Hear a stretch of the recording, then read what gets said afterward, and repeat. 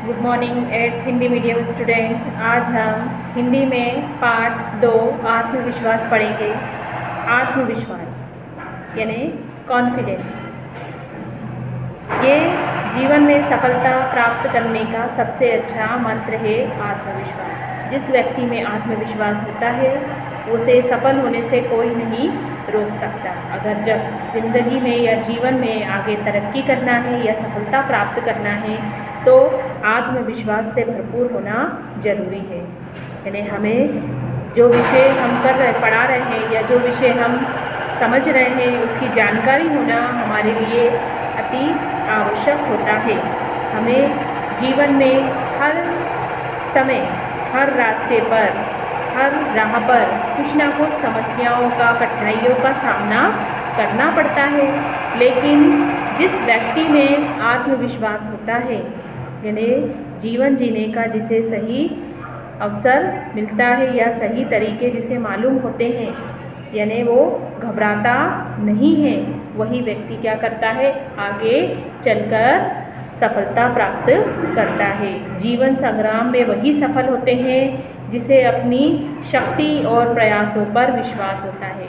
उसे पता होता है कि मैं जो कार्य कर रहा हूँ या जिस कार्य की मैंने शुरुआत की है, आगे चलकर मुझे वो कार्य पूर्ण करना है और उसमें सफल भी होना है। जैसे कि आप लोग, अगर आप में आत्मविश्वास है, आप आत्मविश्वास से भरपूर होकर पढ़ाई करते हैं और आपको यकीन है कि हम जिस विषय के बारे में पढ़ रहे हैं या पढ़ाई कर रहे हैं, आगे चल के हमें उस विषय में अच्छे नंबर लाना है, तो आपको सफल होने से कोई नहीं रोक सकता।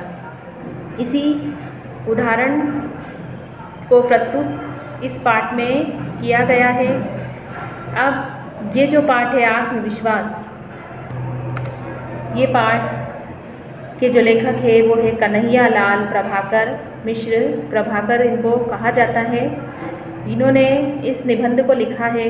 निबंध में हमें आत्मविश्वास के बारे में बताया गया है और साथ में इसमें अलग अलग कहानियों के माध्यम से और घटनाओं के माध्यम से समझाया गया है कि जिस व्यक्ति में आत्मविश्वास होता है तो वो किस तरह से अपने जीवन में सफलता प्राप्त करता है। अब जो कन्हैया लाल मिश्र हैं, वो उनका जन्म उत्तर प्रदेश के सहारनपुर जिले के देवबंद नगर में 1906 में हुआ था और आपने स्वतंत्रता आंदोलन में भी सक्रिय भाग लिया। आपके लिखित बहुत सारे नए नए संपादन पत्रिकाएं हैं, जैसे कि ज्ञानोदय, नया जीवन, विकास, और इसके अलावा आपने और बहुत सारी कृतियां लिखी है जो विश्व प्रसिद्ध हुई है, जैसे जिंदगी मुस्कुराई, माटी हो गई फूल इत्यादि।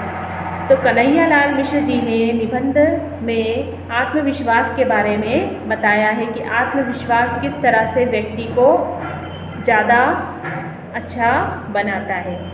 बाली से कौन लड़ सकता है महाराज। अब निबंध में शुरुआत में पहली लाइन क्या दी है कि बाली से कौन लड़ सकता है महाराज, क्यों, ऐसी उसमें क्या बात है।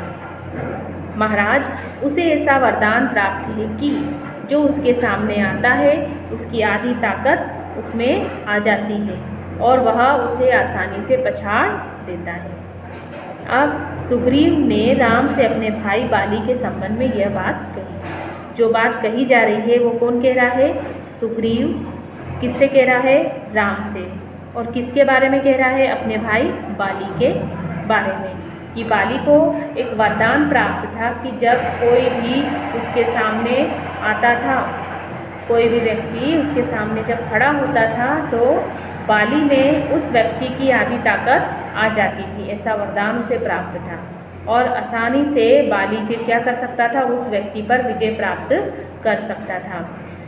सुग्रीव ने राम से अपने भाई बाली के बारे में जब ये बात कही तो दूसरे की सामने वाले की आधी ताकत अपने में खींचने की शक्ति का वरदान जो बाली को प्राप्त था वह हम सबको भी प्राप्त है। ऐसी बात बताई क्या है कि जो वरदान बाली को प्राप्त था वह हम सबको भी प्राप्त है। विडंबना यह है कि हमने कभी उसका उपयोग ही नहीं किया, हमने कभी उस शक्ति को नहीं भापा, नहीं समझा, इसलिए विरोधी हमें पीटते रहे और हम पिटते रहे, अनिवार्य समझकर पिटते रहे। तो हर व्यक्ति में वो आत्मविश्वास रहता है। अगर हमें सही पता चल जाए कि हम में कौन सा आत्मविश्वास किस बात के लिए हम तैयार है, तो हम किसी भी व्यक्ति के सामने हार नहीं मान सकते। होता क्या है कि जब कोई व्यक्ति हमारे सामने आता है, कोई बलशाली व्यक्ति हमारे सामने आता है, तो हमें ये नहीं पता कि वो कितना ताकतवर है, लेकिन हम उसकी ताकत को जाने बिना ही अपने आप को कमज़ोर समझ लेते हैं, उसे अच्छा समझते हैं। और आत्मविश्वास की जब हमें कमी होती है तो विरोधी का और अपना बल तोले बिना ही हम हार मान लेते हैं और वो व्यक्ति क्या हो जाता है, शक्तिशाली हो जाता है। भले ही उस व्यक्ति में उतनी ताकत ना हो, लेकिन फिर भी वो व्यक्ति में आत्मविश्वास अगर है तो वो व्यक्ति क्या होगा, ज़्यादा ताकतवर होगा और ज़्यादा बलशाली होगा। ऐसा कब होता है, जब हम अपने आत्मविश्वास को क्या करते हैं, कमज़ोर समझते हैं। यही हमारी सबसे बड़ी भूल है जो हमारी शक्ति को क्या कर देती है, आधा कर देती है। अगर हम में आत्मविश्वास है और हम उस व्यक्ति का सामना आत्मविश्वास से भरपूर होकर करते हैं, तो चाहे व्यक्ति कितना भी ताकतवर हो, शक्तिशाली हो, हम उस पर विजय प्राप्त कर सकते हैं। वह हमारी आदि शक्ति हमारे विरोधी को प्राप्त हो, इसका अर्थ जाने बिना ही हम क्या समझ लेते हैं, हार मान लेते हैं। और ये सबसे बड़ी हमारी भूल होती है। हम में आत्मविश्वास हो तो हमें अपने विरोधी को आत्महीन कर सकते हैं और उसमें से जो उसकी शक्ति है उसको अपने आप में ले सकते हैं। इस प्रकार से ये जो बाली वाली बात है कि वरदान प्राप्त था, तो उसमें क्या था, बाली में एक आत्मविश्वास था ताकि वो सामने वाले को अपने आत्मविश्वास से ही हरा देता था। आधी हार तो उसकी सामने वाले व्यक्ति की तभी हो जाती थी जब वो बाली के सामने आकर खड़ा होता था। तो ये शक्ति सब में विद्यमान होती है। अब जो दूसरी कहानी है वो दो मित्रों की है। मेरे एक मित्र अपनी पत्नी के साथ जंगल में एक पेड़ के नीचे बैठे बातें कर रहे थे। अब बात करते करते क्या हुआ, पत्नी सो गई। वे उपन्यास पढ़ने लगे। अचानक उन्हें लगा कि सामने से कोई चला आ रहा है। अब हुआ क्या कि मेरे जो एक मित्र है वो अपनी पत्नी के साथ जंगल में गए और एक पेड़ के नीचे बैठे बातें कर रहे थे। बात करते करते पत्नी सो गई। वे उपन्यास पढ़ने लगे। अचानक उन्हें लगा कि सामने से कोई खूंखार जानवर आ रहा है या भेड़िया आ रहा है। ये सोचकर वो इतने ज़्यादा भयभीत हो गए कि वो अपनी पत्नी को सोता छोड़ वहाँ से भाग खड़े हुए। भाग्य से दूर कुछ ही दूरी पर उन्हें एक बंदूकधारी मिला, सज्जन मिले। फिर वे उनके पैरों में गिर पड़े कि मेरी पत्नी को बचाइए, भेड़िया उसे खा जाएगा। वे गिड़गिड़ाए। फिर वो उस व्यक्ति को अपने साथ उस जगह पर, उस पेड़ के पास लेकर आए। पत्नी तो वैसे ही सो रही थी। भेड़िया उसके पास रखी टोकरी में मुंह डाले पूड़ियाँ खा रहा था। अब वो व्यक्ति इतने ज़्यादा आत्मविश्वासहीन हो गए थे कि उन्हें यही नहीं पता चला कि जिसको मैं खूंखार जानवर या भेड़िया समझ रहा हूँ वह तो एक कुत्ता था। और वो वैसे ही घबराने लगे। शिकारी ने बंदूक साधते हुए कहा कि वे कांपते हुए बोले कि वह है सामने। जब शिकारी ने उनसे पूछा कि कहाँ है वो भेड़िया, तो उन्होंने कहा कि वह है सामने।